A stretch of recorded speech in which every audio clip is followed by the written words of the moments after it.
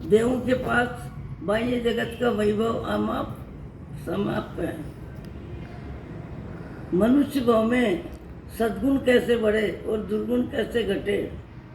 सद्गुण बढ़ते हैं तो सम्यक दर्शन की पात्रता जीव में आती है, और सम्यक दर्शन की पात्रता आती है तो बाहर में जीव रहता है, पर भीतर की यात्रा, आत्मा की यात्रा चालू हो जाती है। और आत्मा में जब उत्साह जग जाता है तो बाह्य जगत बाहर ही रह जाता है, और बाह्य जगत का उपयोग ज़्यादा में ज़्यादा व्यक्ति मैत्री भाव में, प्रमोद भाव में, परमात्मा भक्ति में, सज्जनों की संगति में, साधु की व्यवच में अपनी शक्ति का उपयोग ज़्यादा में ज़्यादा शुभ में ज़्यादा करता है, और शुभ में करते हुए अपने आप को कृत्य मानता है कि धन्य भाग्य धन्य घड़ी, मुझे ऐसी भावना मिली, मेरे ऐसे ऊंचे विचार बने, अच्छे विचार बने, और मैंने अच्छे विचारों से जिंदगी में सबसे ज़्यादा मन का परिवर्तन बहुत टेढ़ी चीज़ है।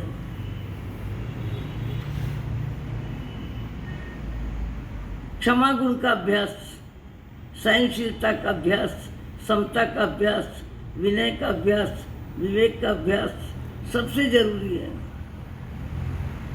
और ये सद्गुण यदि हमारे जीवन में आ जाते हैं तो हम अपनी आत्मा के लिए, परिवार के लिए, समाज के लिए, मिलने वालों के लिए, पड़ोसी और परिवार, सात पीढ़ी के रिश्तेदार, सबके लिए उपयोगी सिद्ध होते हैं।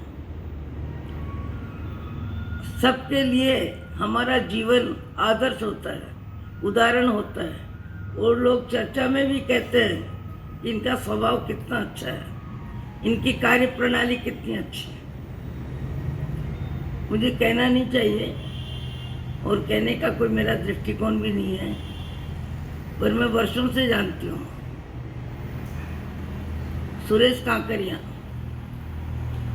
शायद नहीं होंगे या आके बैठे होंगे, पता नहीं, टाइम तो नहीं था उनके पास।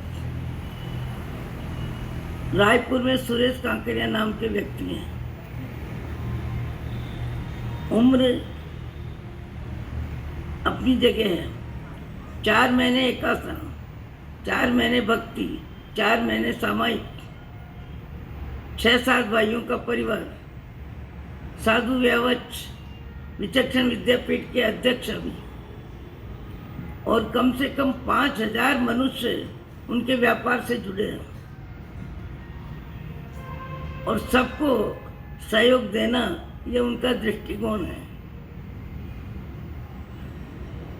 सुमित बाजार नाम है। गुजरात में भी दुकानें हैं, छत्तीसगढ़ में भी दुकानें हैं, राजस्थान में भी, जोधपुर में भी, और कई जगह दुकानें खुल रही है। और जीवन इतना शांत, इतना सहज, कोई सोच ही नहीं सके कि इतना बड़ा व्यापारी है। मुझे याद है एक बार इनके व्यापार में सरकारी कार्यक्रम चलते ही हैं, और वो क्या बोलते हो, कौन आके बैठ जाते हैं, इनकम टैक्स। हमारे यहाँ ट्रस्ट मंडल के आने की तैयारी, इनके दुकान में वो व्यवस्था चल रही है। 40-50 करोड़ जो भी है, और उसके बाद सहजता से अपने ग्रुप के साथ हमारे यहाँ आ गए इंदौर में। मैंने कहा, मैंने सुना आपके यहाँ तो हलचल है, कि मेरे चित्त में कोई हलचल नहीं है। जो योग संयोग बनना है बनेगा, व्यापार में सब चलता है, कोई खास बात नहीं है। मेरे को ट्रस्टियों ने कहा आपका बदल देते हैं टिकट, बोले बदलने क्या जरूरत है। चेहरे पे, आवाज में नुकसान की कोई अभिव्यक्ति भाव में नहीं। संसार में रहते हुए भी व्यक्ति अपने जीवन को बहुत ऊपर उठा सकता है। आए हैं, जो ले जाना है ले जाएंगे, देना है दे देंगे, जो परिस्थिति आई है उसको जीना है,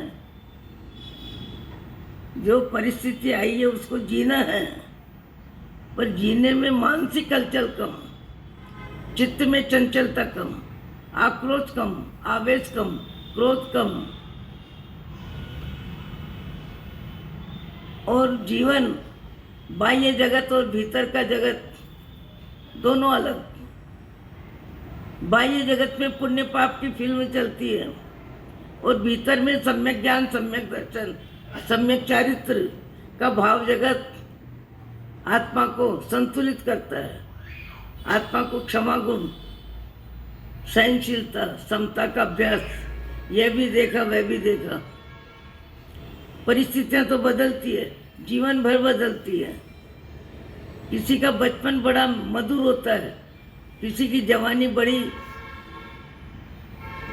खट्टी होती है, किसी का बुढ़ापा बड़ा संतुलित होता है।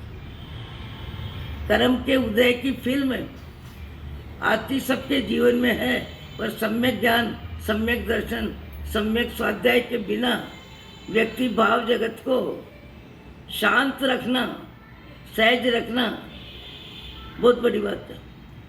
कई व्यक्ति तो अपना संतुलन एक सब्जी की कटोरी मन के विपरीत है उसको देख के बड़बड़ाने लग जाते हैं। कई व्यक्ति गरम रोटी की जगह ठंडी मिल जाए, शब्द विपरीत मिल जाए, कड़वे मिल जाए, कठोर मिल जाए, लूके तीखे शब्द मिल जाए अपने ही घर के वातावरण में, तो व्यक्ति का संतुलन बिगड़ जाता है, शब्द बिगड़ जाते हैं, आकृति बदल जाती है, सब कुछ बदल जाता है। ये स्थिति हमारी सच्चे धार्मिक के मार्ग पर चलने जैसी नहीं है। धार्मिक क्षेत्र में जिसने प्रवेश लिया है वो परिस्थितियों को जानता है, परिस्थितियों को जीता है, परिस्थितियों का असर उसके मन पर बहुत कम होता है।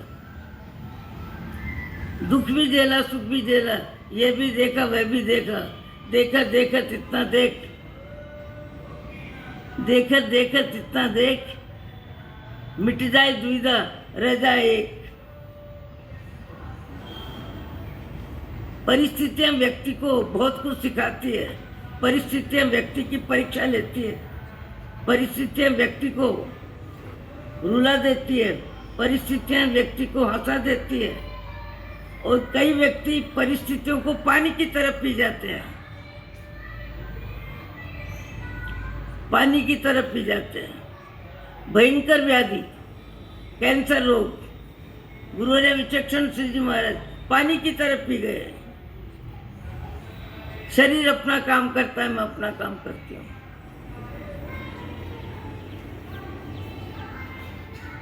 साधन सुविधा व्यवस्था होने के बाद भी एक बार दूलीचंद जी ने कहा, कह के क्या कहा कि महाराज साहब आँख का ऑपरेशन तो करा ले, देखने में सुविधा हो जाएगी। महाराज जी ने जवाब दिया, दूलीचंद जी जिंदगी में बहुत देख लिया, बहुत देख लिया, बहुत देख लिया। हाड़ मांस के पुतले इंसान हैं और ईंट चूने पत्थर के मकान हैं। देख के क्या देखना है और क्या देखना है और किसके लिए आँख का ऑपरेशन कराना है। जगत को बहुत देख लिया, अब तो अपने आप में जीना है। जगत के साथ जीते, राग द्वेष करते, क्रोध मान माया लोभ का व्यवसाय में अनंत काल बीत गया। 4 गति 84 लाख योनि में बार बार जन्म मरण, सुख दुख की परिस्थिति से तो जीव बेहद परिचित है। अब तो जीव को समता में परिचित होना है, आत्मा में परिचित होना है और परिस्थितियों को झेलने की ताकत बढ़ा लेनी चाहिए। परिस्थितियों की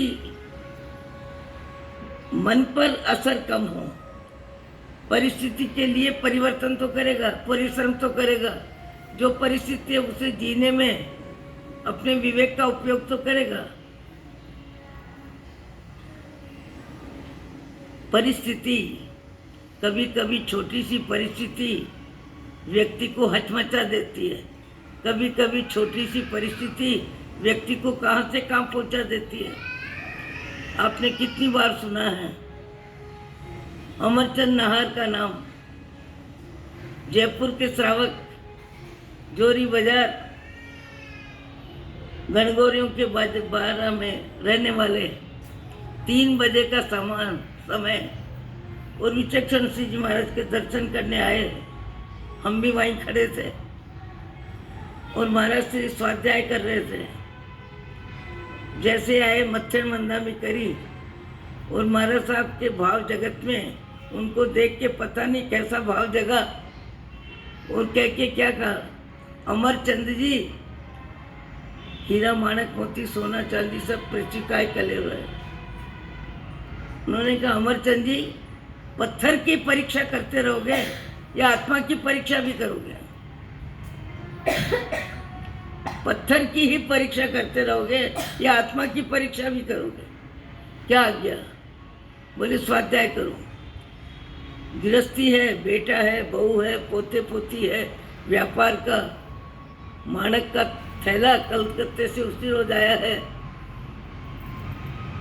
और मौन ले ली खड़े खड़े। सारी परिस्थितियां अपनी जगह है।